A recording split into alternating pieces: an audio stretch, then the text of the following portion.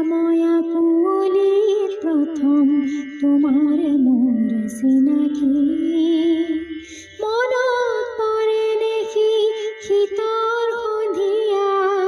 এটি সোধা দিছিলা যে বুকুত পাখি ছয়াময়া কুঁৱলীত প্ৰথম তোমাৰ মোৰ চিনাকি